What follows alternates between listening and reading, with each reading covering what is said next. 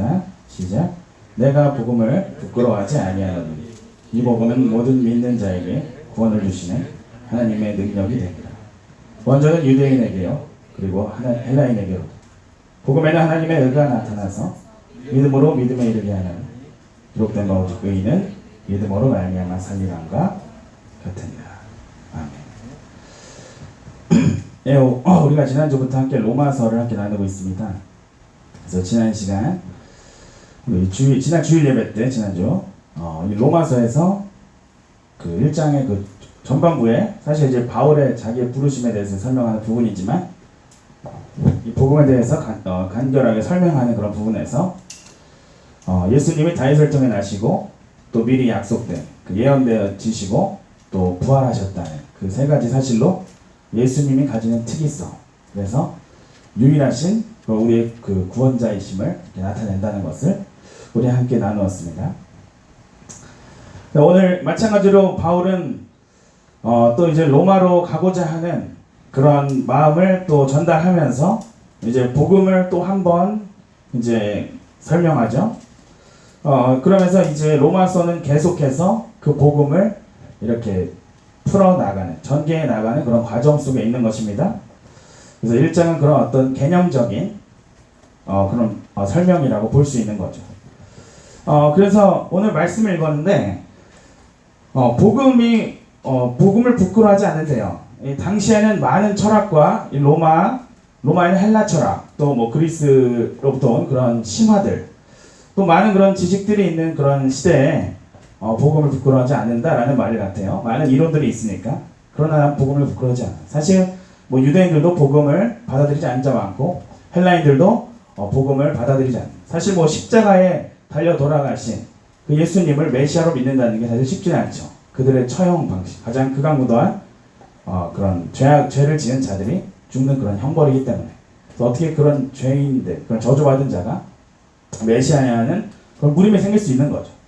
그러나 바울은 복음을 부끄러워하지 않는데요. 왜냐하면 복음은 모든 믿는 자에게 구원을 주신 하나님의 능력이라는 거죠. 먼저는 유대인이 그렇게 하셨고 헬라인에게 또 유대인을 제외한 모든 사람들을 아마 속하는 걸로 보면 좋을 것 같습니다. 복음에는 하나님의 의가 나타난대요. 믿음으로 믿음에 이르게 하나니 기록된 바 오직 의인은 믿음으로 말미암아 살리람과 같으니라. 그래서 이게 사실 앞으로 계속 설명이 나오니까 사실 17절에서 약간의 그런 설명을 드리고 여러분 다 아시는 내용이기 때문에 어렵지 않고 16절을 통해서 바울이 얘기하고자 하는 그 복음의 그런 능력에 대해서 한번 얘기를 하기를 원합니다. 그래서 우리가 복음이라는 것은 기쁜 소식이라는 뜻이죠. 좋은 기쁜 소식. 성경에서 유일하게 기쁜 소식이라고 천사가 말했고 예수님이 직접 그렇게 말씀하셨어요. 복음이라고. 왜 그러냐면 우리가 이제 구원에 이를 수 있다는 그런 길이 열렸기 때문에. 그래서 어떤 기쁜 소식이죠. 그 기회가 열리고 그런 길이 열렸기 때문에 우리 모든 인류에게 기쁜 소식인 거죠. 그래서 그렇게 복음이라고 나타내는 것이죠. 그런데 이 복음에는 17절을 먼저 볼게요. 하나님의 의가 나타난대요. 하나님의 의라는 거 사실 이제 이 로마서 이제 이후에 이제 3장 후반부에 이 내용이 더 자세하게 나옵니다. 우리가 하나님의 의라는 것은 하나님의 정의를 얘기하는 거죠. 하나님은 공평하시고 공의로우신 분이에요. 우리가 그 하나님이 공평하지 않으시다면, 공의롭지 않으시다면 우린 하나님을 믿을 필요가 없죠. 왜냐? 내가 이만큼 잘못했는데 뭐 내가 미워서 더 많이 벌을 준다거나 하나님께서 저 사람은 요만큼 잘못했는데 덜 벌을 준다거나 뭐 이렇게 공의가 없는 하나님은 선한 하나님이 아니죠. 하나님은 우리가 천국 가는 것, 천국에서 상급 받는 것, 또 우리가 또는 어떤 자들이 또 지옥에 가는 것, 지옥에서 어떤 형벌을 받는 것, 이 모든 상과 벌에 있어서 정확한 기준을 가지고 움직이시는 분이죠. 그래야 우리가 하나님을 믿을 거 아니겠습니까? 당연하게 신이기 때문에 우리가 믿는 하나님, 우리가 믿는 신은 공의로운 분이에요. 그 공의의 입장에서, 그 의의 입장에서 보면 우리 인간은 다 사망이에요. 우리 인간은 다 사형 선고를 받아야 돼요. 우리 인간은 천국에 갈 수 없습니다. 그러나 하나님의 의가 나타났대요. 나타났다. 이것은 이 3장에도 한 의가 나타났다 하면서 그 예수 그리스도를 이제 얘기하는 거예요. 그래서 나타났다는 거는 예수님을 통해서 하나님이 의를 나타내셨다는 거예요. 왜냐? 예수님을 통해 이제 우리를 의인이라고 이제 칭해 주시는 거예요. 너희 의인이야 이제. 우리가 모든 인류가 죄인이었는데 이제 앞으로 2장에서도 이제 계속 전개가 되죠. 우리가 죄인이라는 사실이. 근데 하나님이 의롭대요. 왜냐? 그 죄를 해결하신 거예요. 우리 모두가 사망이 선고되고 우리가 다 지옥에 갈 수밖에 없는 운명이지만 예수님, 하나님의 아들 예수를 이 땅에 사람이 되게 하셔서 또 죄인 되게 하셔서 죄인의 모습으로 죽게 하셔서 우리의 모든 저주를 다 대속하신 거죠. 대신 벌을 받은 거예요. 그러니까 이 사람이 지은 죄를 이 옆에 있는 자가 대신 벌을 받으면 이 사람이 벌을 안 받듯이, 그러나 아무나 이 벌을 대신 받을 수가 없어요. 의인만이 그 벌을 대신 감당할 수 있는 거예요. 의인만. 죄인이 죄인의 죄를 감당할 수 없는 거예요. 그래서 인간들 가운데, 사람들 가운데는 죄인밖에 없는 거예요. 의인이 없는 거예요. 그래서 예수님을 보내신 거죠. 그래서 우리 하나님은 우리를 너무 사랑하시기 때문에 우리를 벌하실 수밖에 없지만 그 사랑의 그 선택이 뭐예요? 자기 아들 예수 그리스도를 죽이심으로 또 다시 살리심으로 우리에게 구원의 길을 여셨다는 거죠. 그래서 오직 의인은 믿음으로 말미암아 살리라는 것 같습니다. 여기에 이 살리라는 말이 두 가지 해석이 있어요. 사실 믿음으로, 이 의인들은 믿음으로 살아낸다 이런 뜻이 있고, 의인들은 믿음으로 말미암아 이제 살려주신다, 구원해주신다, 이렇게 두 가지로 이렇게 보는데, 사실 이제 원래 하박국의 그 문맥상으로 보면은 그냥 살아낸다는 거죠. 그래서 믿음으로 말미암아 사는 자들이 의인이라는 거죠. 그냥 둘 다 뭐 큰 차이가 없으니까 그냥 이렇게 해석하겠습니다. 그래서 이 하박국 2장 4절을 이렇게 인용하면서 결국은 누가 의인이 돼요? 하나님이 너 의인이다 칭하신다. 왜냐? 믿음으로 사는 자들이 의인이라고 하박국 2장 4절 말씀을 통해서 이제 이제 그것을 나타내는 거죠. 그래서 결국은 무엇을 믿느냐? 예수님을 믿는 거죠. 예수를 믿는 건데 예수님의 그 십자가 사건을 우리가 인정하고 믿는 것. 그래서 예수님의 모든 행하신 일, 모든 것을 다 믿죠. 기적을 행하시고 모든 것을 믿지만 복음의 가장 핵심은 십자가인 거죠. 그래서 그 십자가를 믿으면 그 예수님의 그 대속하셨다는 그 사실을 우리가 받아들이면 우리가 다 의인으로 칭함을 받는데요. 왜냐하면은 우리가 그것을 그 하나님께서 그런 일을 이루셨다 해도 우리가 나는 죄인이 아닙니다, 난 예수님 필요 없습니다라고 하면 이건 소용이 없는 거예요. 우리가 그것을 인정하고 믿는 것, 그것이 우리의 몫입니다. 우리의 역할이에요. 그 믿기만 하면 의인이다 이제 칭해 주신다. 이제 그런 부분을 이제 나타내고 있습니다. 앞으로 이제 계속 그 부분이 더 풀어져서 나와요. 이제 우리 의롭다 하신다, 우리 의롭게 하신다, 이런 부분들. 여러분, 우리 세례 요한이 예수님에게 이런 예수님을 보면 이렇게 말했죠. 보라, 세상 죄를 지고 가는 하나님의 어린 양이로다. 그러니까 세례 요한이 딱 예수님을 봤을 때, 이 세례 요한이 하나님께서 그 마음을 주셨겠죠. 예수님을 봤을 때 예수님은 어떤 분이에요? 세상 죄를 지고 가는 하나님의 어린 양. 그러니까 지금 예수님이 이 땅에 왜 오셨어요? 그 세상 죄를 지는 하나님의 어린 양으로 오셨다는 거죠. 어린 양은 바로 그 대속 제물을 말하는 거죠. 예수님 자신이 대속 제물이 되시는 거죠. 그래서 우리 히브리서에는 바로 구약과 신약을 연결하는 데 있어서 구약의 의미를 그림자라고 말하면서 결국 무엇을 나타내요? 대제사장이신 예수님이 또 대속 제물, 스스로가 제물이 돼서 그렇게 우리를 위해 제물이 되셔서 우리를 의롭게 하셨다. 그래서 구약의 모든 이 절기나 모든 제사의 그 핵심은 십자가라는 거죠. 십자가. 그러니까 예수님의 그 복음이라고 할 때 복음의 중심에는 십자가가 있는 거죠.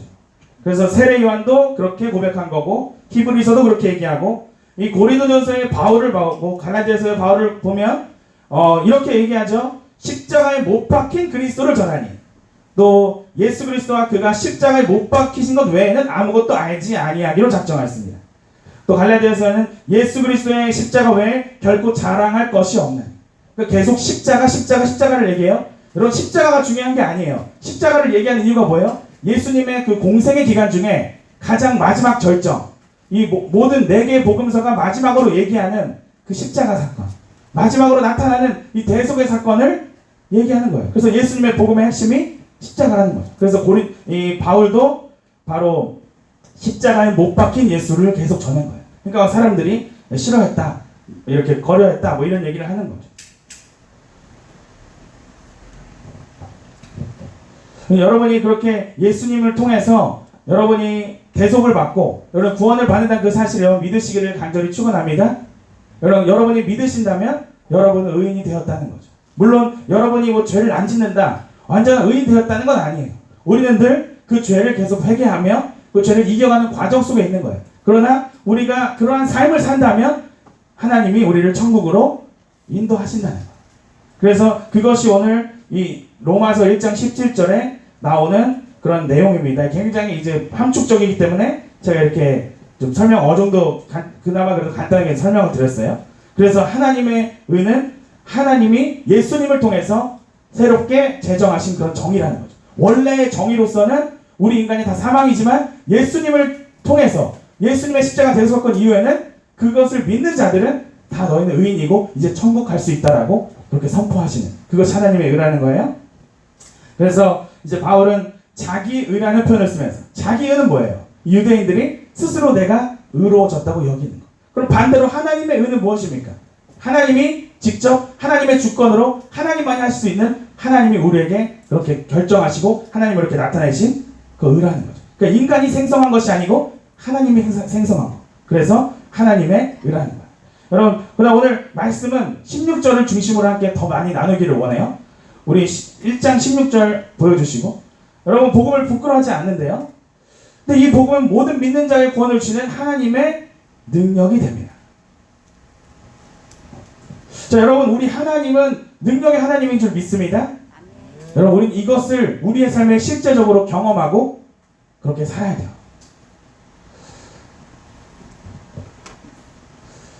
여러분 우리 이스라엘 이 구약에서 이 하나님 나타나시는 그 하나님. 근데 당시에는 많은 신이 있습니다. 이 로마 시대에도 많은 신이 있습니다. 구약이나 신약이나 신이 많아요. 지금 우리가 가지고 있는 이런 철학적인 그런 하나의 신, 그런 신과는 그 철학 이전의 시대에 있지 않았던 거예요. 그 이전에는 신은 아주 많은 것입니다. 여기에도 있고 저기에도 있고 다 신도, 얘도 이 신도 믿고 저 신도 믿고 동시에 믿을 수 있는 거예요. 그러나 여러분 하나님은 나만을 믿으라고 했어요. 나 외에는 다른 신이 없다고 하셨어요. 근데 모든 신들과 하나님의 차이는 뭐예요? 하나님만이 진짜 신인데 이 하나님은 움직이신다는 거예요. 살아계시다는 거예요. 우리의 삶에 개입하신다는 거예요. 왜 아브라함이 그 하나님을 믿었을까? 왜 이삭이 하나님을 믿었을까? 왜 야곱이 그 하나님을 믿었을까? 당시에 많은 신이 있는데 왜 그들이 성경 넣는 그 시대에 어떻게 하나님을 믿었을까? 그 살아계시고 움직이시는 그 하나님을 믿었다는 거예요. 여러분 우리 신명기 4장 우리 34절 보겠습니다.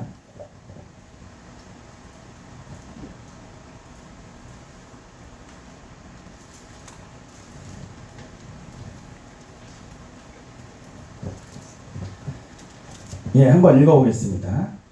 시작. 어떤 신이 와서 시험과 이적과 기사와 전쟁과 강한 손과 편팔과 그게 두려운 일로 한 민족을 다른 민족에서 인도하여 일이 있느냐?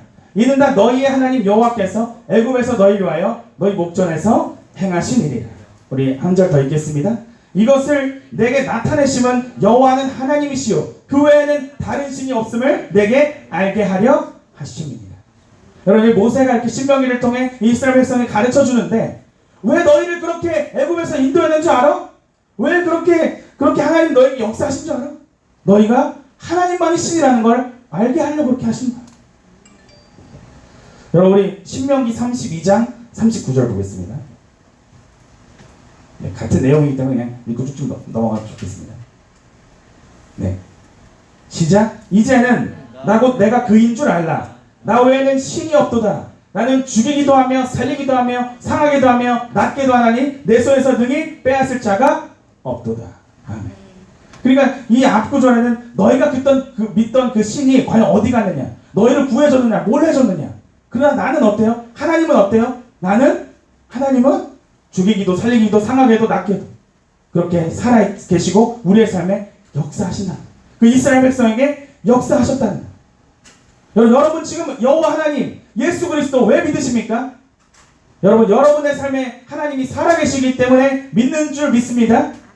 여러분 모든 이론들 중에 가장 그렇게 좋고 성경이 좋아서 믿을 수도 있지만 궁극적으로 우리가 믿음이라는 것은 오직 유일하신 하나님만 믿어야 되는데 그것은 성령께서 우리에게 주시는 거라는 거예요. 이것은 하나님의 역사라는 거예요. 우리의 힘, 우리의 지식, 우리의 어떤 이론으로 되어지는 게 아니에요. 오직 하나님의 능력으로 되어진다는 거예요. 그래서 원래부터 하나님은 그렇게 능력으로 일하셨다는 거예요. 여러분, 이스라엘이라는 나라가 있습니다. 여러분, 이 구약의 이스라엘, 지금 이 이스라엘 말하는 게 아니고 구약에 나타났던 이스라엘. 원래 그들은 제사장 나라의 소망이 있죠. 그 비전이 있죠. 너희를 통해 세계가 여호와 하나님을 믿는 나라가 되도록 너희를 번영케 할 것이다. 여러분, 이스라엘 국가가 지금의 국가 말고 이스라엘 그 구약의 그 이스라엘 국가가 보여주는 게 뭐예요? 바로 이 천국의 모형을 보여주는 거예요. 하나님이 통치하는 나라가 어떻게 이 세상을 이기며 나아가는지를 이스라엘이 보여주는 거예요. 이스라엘은 우리 민족과 뭐 별 상관도 없잖아요. 이스라엘에 저는 가려고 하다 이제 막혔는데, 하여튼 가보지 않은 사람도 많잖아요. 근데 우리는 이스라엘 얘기하는데, 하나님이 이스라엘 택하시고, 이스라엘을 그렇게 천국의 모형으로 보여주신 거죠. 바로 하나님이 통치하는 국가의 모습을, 이게 똑같지는 않지만, 비슷하게 이 땅에 나타난 하나님이 이렇게 통치하는, 하나님 뜻대로 나아가면 이렇게 번영하고, 이렇게 하나님이 보호하시고, 지켜주시고, 승리케 하신다는 걸 보여준다는 거예요.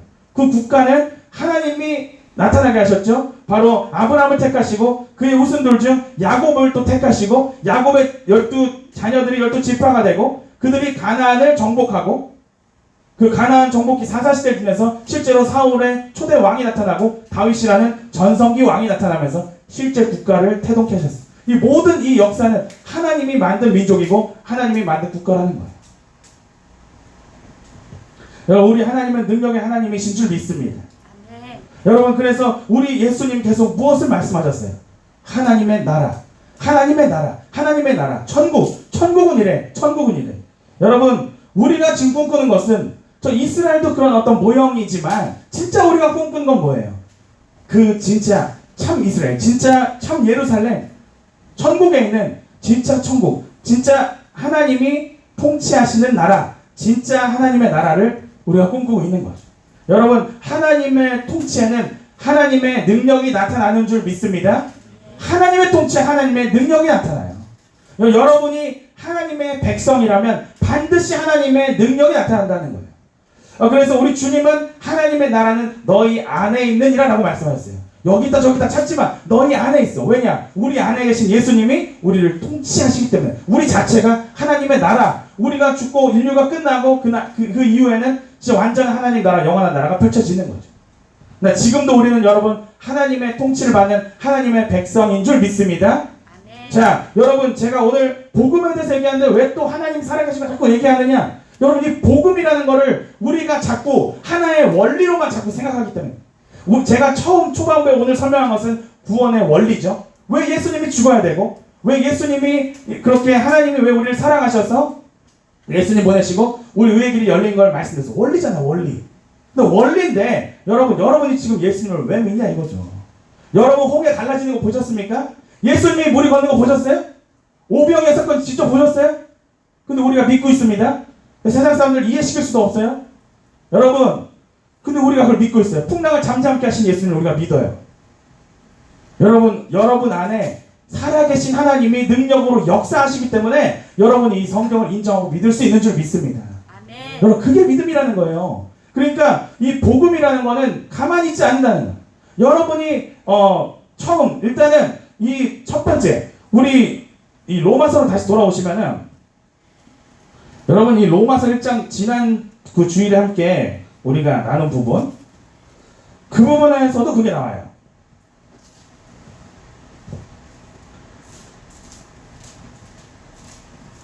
네, 우리 4절 한번 읽어볼게요.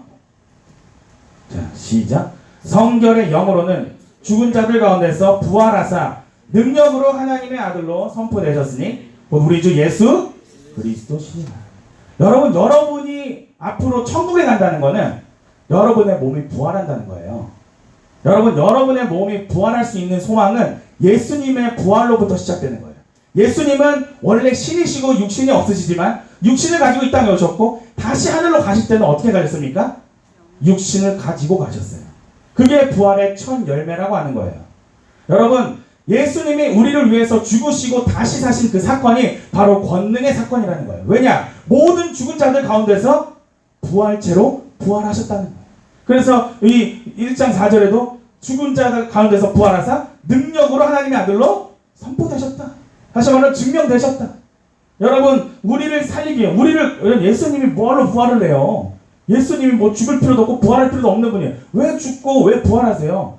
우리를 부활시켜서 우리를 천국에 보내시려고, 우리 옛사람을 죽이고 우리 새사람 되게 하셔서 우리를 천국에 보내시려고 능력, 그 권능으로 부활하신 줄을 믿습니다. 그러니까 그 십자가 사건 자체가 하나님의 권능의 사건이에요. 여러분, 또한 여러분이 거듭난 거예요. 여러분 어떻게 거듭나셨어요? 여러분 어떻게 예수님 믿게 되셨어요? 여러분이 이 성경의 전체를 다 이해하시고 다 파악하시고 고고학적으로 다 판명하시고 맞구나, 하나님 맞구나 이렇게 하셨나요? 여러분 안에 성령이 들어오고 성령께서 우리를 다시 태어나게 거듭나게 하셔서 그 모든 것이 성령의 능력이라는 거예요. 여러분, 또한 여러분이 또 복음을 듣고 영접해서 또 여러분이 믿음이 성장하는 모든 과정 하나님 함께 하셨다는 거예요. 여러분, 하나님이 이스라엘을 내가 너에게 약속했다고 인도해. 약속의 땅 진짜 있었죠?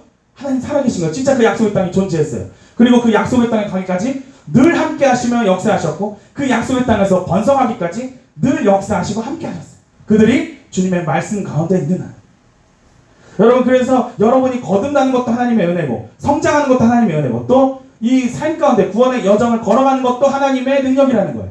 그리고 마침내 우리가 죽지만 그 죽음에서 다시 부활하잖아요. 우리가 천국으로 가잖아요. 여러분, 그 부활이 예수님이 보여주셨던 그 능력이 여러분에게 나타나는 것, 바로 하나님의 능력인 줄 믿습니다. 그래서 이 복음이 하나님의 능력이라는 거예요. 여러분, 또한 여러분이 이 삶 속에서 죄를 이기는 능력, 여러분이 거룩해지는 그 힘, 여러분 또한 우리가 이 복음을 보시죠. 이 복음이 지금 이 한국 땅에 나타나서 5만 개 교회가 지금 있고, 여러분 원래는 한 1,000만 명 정도의 그리스도인이 나타났고, 여러분 이것이 어떻게 일어날 수 있나요? 여러분, 성령께서 복음을 증거하시는데 이 복음이 가만히 있지 않는 거예요. 그 원리로서 그냥 존재하는 게 아니고 이 복음이 세계를 향해서 전진하는 거예요. 오늘도 선교사들을 계속 선교하고 있고 우리 계속 선교지를 위해서 기도하고 있고 오늘도 개종자가 나타날 것이고 오늘도 새로운 미전도 종족은 개척되어질 거라는 거죠. 여러분, 복음은 가만히 있지 않고 원동력, 어떤 움직이는 힘이 있다는 거예요. 왜냐? 하나님이 그 복음의 그 진리 가운데 역사하시기 때문에. 여러분이 지금 예수님을 믿고 있다는 그 사실도 복음이 가만히 있었다면 결코 여러분 믿을 수 없었는 줄을 믿습니다. 여러분, 복음이 능력이기 때문에 여러분 믿고 있는 거예요. 여러분, 또한 예수님의 공생애를 보면 예수님은 계속 기적을 행하시죠. 또 예수님은 병든 자를 치유하시죠. 여러분, 우리가 자꾸 구원을 얘기하지 않고 그냥 치유만 얘기하니까 자꾸 균형이 떨어지는데, 어쨌든 하나님께 여러분이 기도하시고 하나님의 능력으로 사는 자라면 하나님이 여러분의 기적을 행하실 줄 믿습니다. 어려운 가운데 이기게 하시는 거, 풍랑을 잠잠케 하시고, 여러분 물고기가 안 잡히면 많이 잡히게 하시고, 그러한 역사, 그게 전부는 아니지만 구원이 가장 중요하지만 그 가운데서도 능력은 나타난다는 거예요. 그래서 예수님의 이 공생의 삶을 보세요. 예수님이 이 땅에 오셔서 뭐 이렇게 처절하게 죽는 모습, 처절하게 십자가 지는 모습 자꾸 얘기하는데, 그거는 우리를 대속하기 위해 친히 어린 양이 되신 거고, 예수님이 보여주신 그 사역들을 보세요. 놀라운 권능을 행하시잖아요.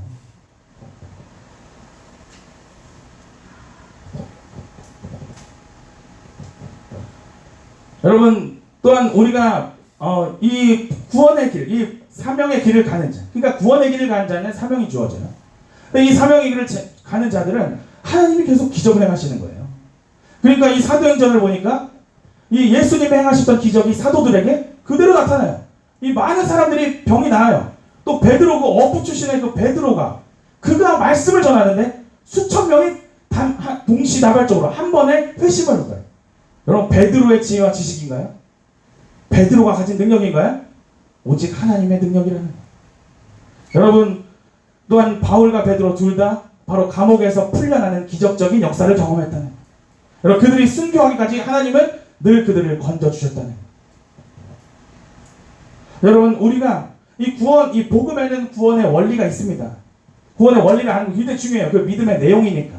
그러나 여러분이 그 믿음을 내 믿음으로 갖는 것, 내가 진짜 그것을 받아들이고 내 안에서, 내 마음에서 시인하는 것은 여러분 오직 성령의 역사로만 가능한 줄 믿습니다. 능력이라는 거예요. 하나님이 역사하시는 그런 능력이라. 여러분, 또한 여러분이 그를 거듭난 이후에 여러분에게 천국을 향해서 나아가시잖아요. 이 삶 가운데 우리가 그리스도인인데 여전히 불안과 걱정과 두려움과 연약함과 여러분 그 가운데 거하고 있다면 여러분은 복음의 사람이 아닐 수도 있다는 거예요. 복음을 가지고 복음으로 태어나고 복음을 통해서 구원의 소망을 가진 자, 또 그거 예수님을 닮아가는 성장해 나가는 그런 삶을, 구원의 여정을 가는 자들이 결코 그런 말을 하지 않아요.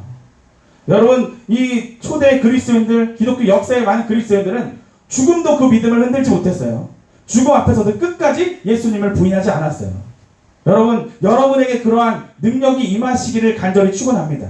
여러분이 진짜 내 안에 예수님이 살고 계시다면, 여러분이 진짜 예수님과 동행하는 삶, 살아계신 하나님, 살아계신 예수 그리스도를 믿고 그렇게 경험하는 자라면 여러분의 그 믿음 생활과 신앙 생활에 큰 고민이 있으면 안 돼요, 여러분. 큰 무슨 의구심이 있어서는 안 돼요. 잠깐 흔들릴 수는 있어도 여러분, 능력의 하나님이 여러분에게 반드시 나타내 보이시고 확신을 주시고 또 여러분에게 그 구원의 여정에서 승리할 수 있도록 늘 건져주시고 순간순간마다 함께 하시는 줄 믿습니다. 여러분, 그래서 우리가 오늘날 이 복음이 너무 원리로만 좋지 않은 것 같아요. 여러분 전도 해보셨을 거예요. 전도 설명하잖아요. 설명한다고 그 사람들이 바로 받아들이나요? 받아들인들 그 사람들이 진짜 마음으로 믿는 건가요? 여러분, 우리가 전도하면 할수록, 우리가 사역하면 할수록 이것은 우리의 영역이 아니라는 걸 깨달아요. 이것은 우리의 영역이 아니구나. 이 복음을 받아들이고 복음으로 살아가는 삶을 만드는 것, 우리의 영역이 아니었구나. 여러분이 예수님을 믿게 된 것도 어떤 사람의 영역으로 이루어진 일이 아니에요, 여러분. 하나님의 이 한국에 이 복음이 오기까지 수많은 사람들의 목숨을 사용하셨고, 여러분, 또한 여러분이 그 말씀을 듣기까지 여러분의 인생 가운데 계속 함께 하신 거예요. 여러분을 준비하시고 기회를 주신 거예요. 여러분이 착해서, 내가 순해서, 내가 복음을 받아들인 것이 아니고, 하나님이 여러분의 삶에 역사하신 줄을 믿습니다. 그 능력으로, 그 하나님의 그 살아계심으로, 하나님의 그 역사하심으로 여러분이 주님을 믿게 됐다는 거예요.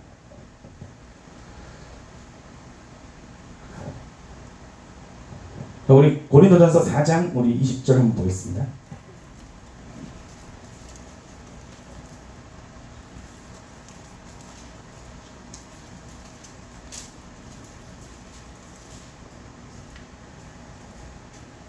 네.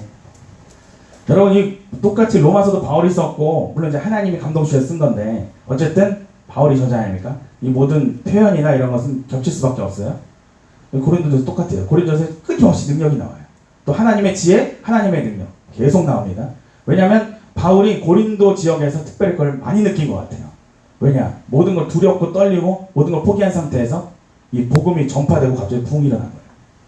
한번 여기 읽어보겠습니다. 시작. 하나님의 나라는 말에 있지 않냐고 오직 능력에 있습니다. 여러분, 이 밖에도 많아요. 십자가의 도가 멸망한 자들에게는 미라는 것이요, 구원을 받는 우리에게는 하나님의 능력이라. 이게 고린도전서 1장 18절. 고린도전서 1장 24절에는 오직 부르심을 받은 자들에게는 유대인이나 헬라인이나 그리스도는 하나님의 능력이요 하나님의 지혜니라. 또 고린도전서 2장 4절에는 내 말과 내 전도함이 설득력 있는 지혜말로 하지 아니하고 다만 성령의 나타나심과 능력으로 하여 오직 너희 믿음이 사람의 지혜 있지 아니하고 다만 하나님의 능력이 있게 하려 하였노라. 그러니까 이 복음을 전하는데 내 지혜가 아니고 사람의 지혜가 아니고 하나님의 능력, 하나님의 지혜로 전파됐다는 거예요. 여기서 하나님의 나라는 말에 있지 않고 오직 능력에 있다, 이 말은 뭐냐면 이 고린도 교회에 교만한 자들이 있다는 소문을 들은 거예요. 근데 그들이 말을 잘했던 것 같아요. 말의 힘을 믿고 말로써 사람들을 이렇게 뭔가 이렇게 자기의 그 잘남을 이렇게 드러냈던 것 같아요.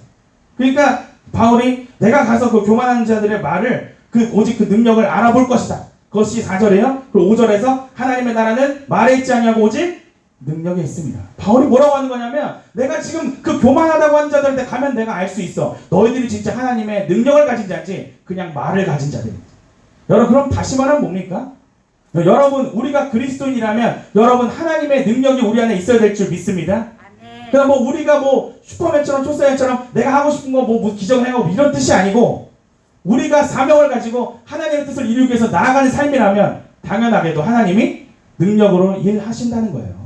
하나님이 함께 하시며 하나님이 능력으로 모세에게 행하신 것처럼 바울에게 행하신 것처럼 우리에게 그 능력으로 행하신다는 거죠. 여러분, 그래서 이 바울이 내가 할 수 있다는 거죠. 말을 가진 자인지 능력을 가진 자인지. 여러분, 우리가 생각했으면 좋겠습니다. 내가 말을 가진 자인지, 그냥 복음의 원리야 말을 가진 자인지, 그냥 성경의 내용을 가진 자인지, 정말 그 성경의 실적인 역사를 경험하고 믿고 그것대로 나아가는, 성경에 나타난 하나님이 나의 삶에 실제로 존재하는 그런 그리스도인인지 여러분 자신을 생각해 보시기를 간절히 축원합니다. 여러분, 베드로전서 우리 1장 5절 마지막 한번 읽겠습니다. 그냥 크게 설명할 거 없고 그냥 눈으로 확인하시면 좋겠습니다. 시작. 너희는 말세에 나타나기로 예비하신 구원을 얻기 위하여 믿음으로 말미암아 하나님의 능력으로 보호하심을 받았느니라. 여러분, 바울만 그러나요? 베드로도 이렇게 얘기하는 거예요. 여러분이 그렇게 구원받는 거, 구원받기까지 그 과정, 이제 앞으로 하늘의 큰 상급을 이렇게 얻게 되는 그런 영광스러운 구원, 여러분, 여러분의 힘으로 절대 불가능합니다. 오직 하나님의 능력으로 우리를 보호해 주셔야 우리가 이 구원의 여정에서 승리할 수 있는 줄을 믿습니다. 복음을 알게 된 것도 하나님의 능력, 복음을 받아들이는 것도 하나님의 능력, 복음을 통해서 성장하는 것도 하나님의 능력, 또 끝까지 부인하지 않고 구원을 이루는 것도 여러분 하나님의 능력인 줄 믿습니다. 단 한순간도 주님 의지하지 않으면, 단 한순간도 그렇게 한순간이라도 내가 내 힘으로 신앙생활하면 망가지기 시작하는 거예요. 계속되어지면 이 근간, 이 신앙의 본질과 근간이 다 흔들려 버리는 거예요. 여러분, 우리가 뭐 복음을 안다, 예수를 안다, 뭐 성경을 안다, 다 착각입니다. 여러분, 성경을 우리가 알면 얼마나 알겠습니까? 여러분, 물론 알려고 노력해야죠. 하나님을 알아야 되니까, 순종해야 되니까. 그러나 아무리 파헤치고 알고 깨달아도 부족한 것이 성경이에요. 여러분, 알면 뭐예요? 그 아는 것을 실천으로 옮기는 건 정말 어려운 일이에요. 그러나 여러분, 우리가 하나님께 의지할 때만 그러한 일이 일어나는 줄을 믿습니다.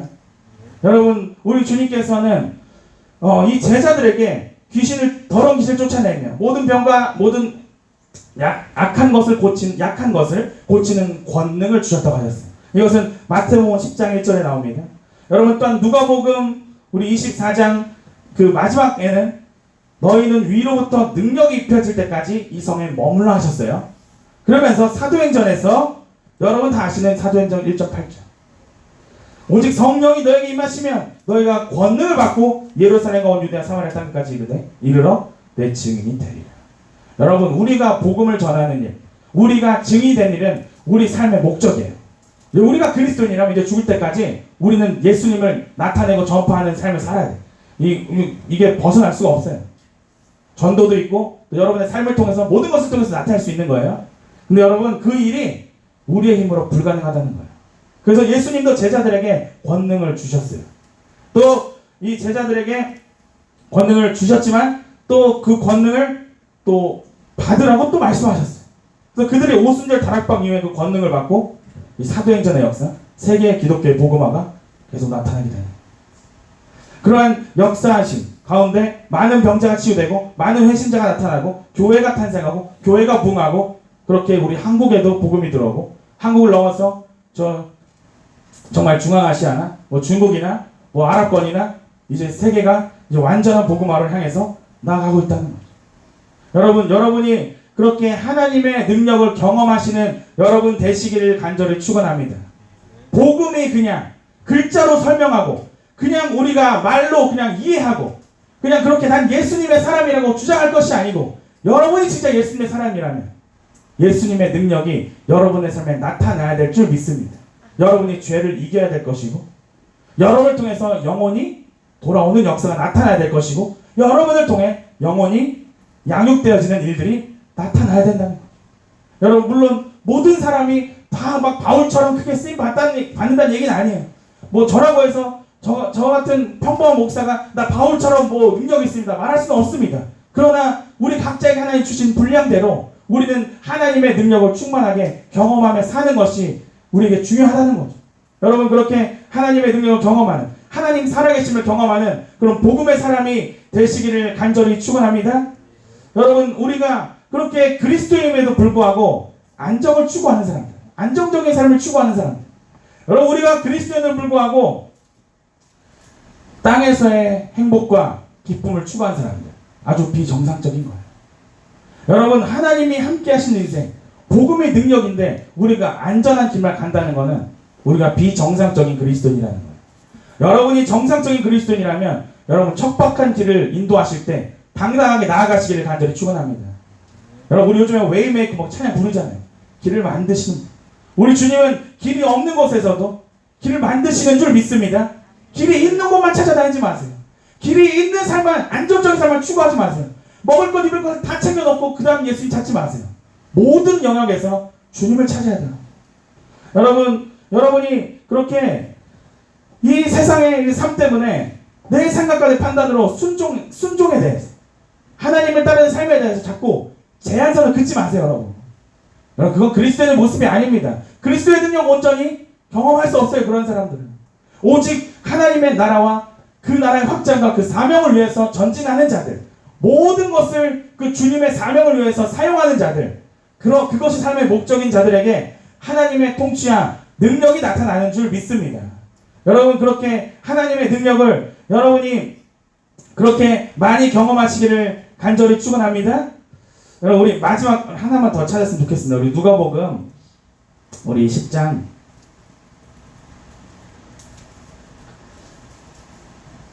19절 20절 보겠습니다.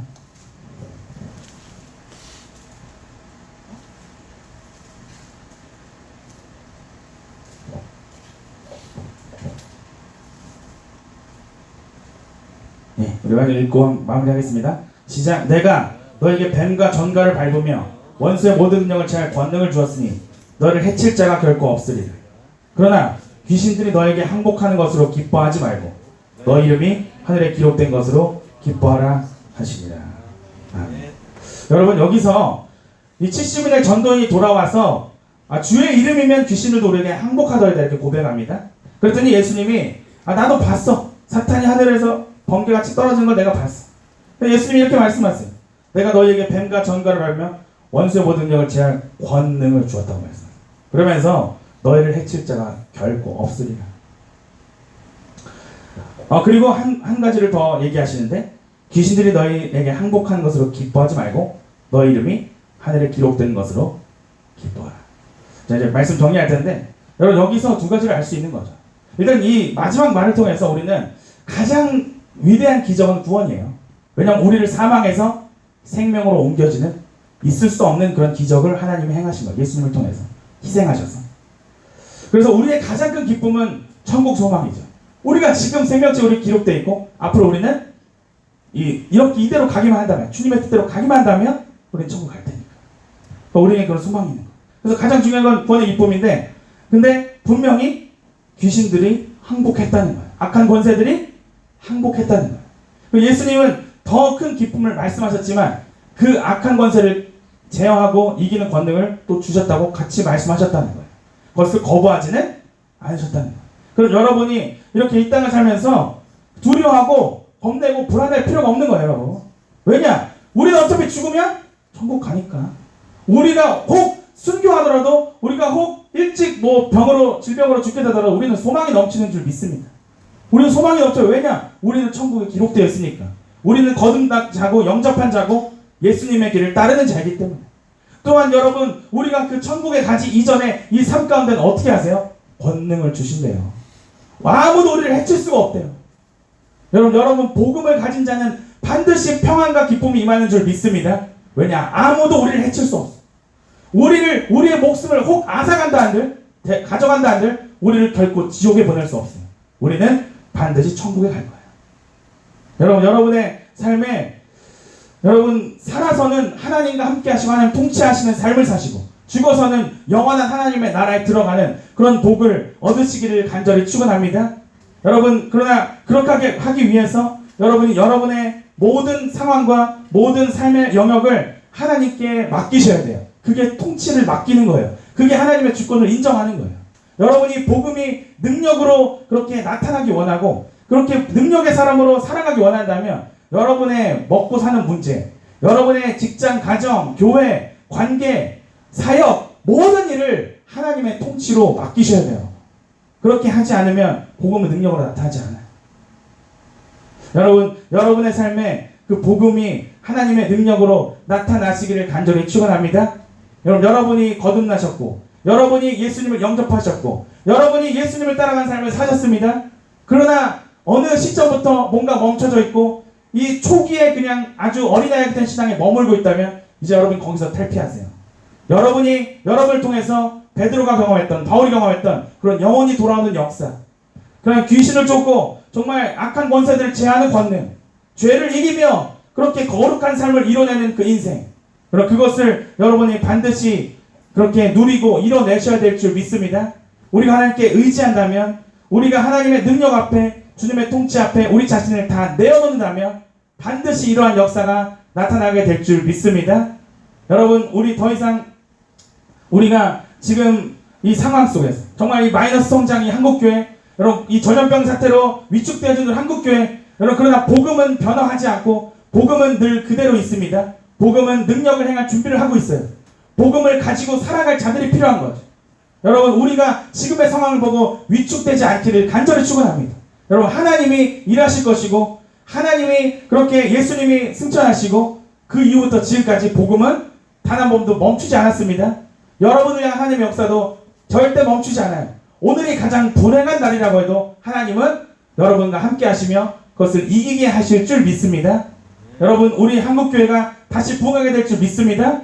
여러분을 통해서 우리 한국이 변화되고 열방이 변화되는 그런 복음의 역사, 능력의 역사가 오늘도 계속 되어지는 줄 믿습니다. 여러분, 믿음으로 계속해서 전진하시는 여러분 되시기를 간절히 축원합니다. 아멘.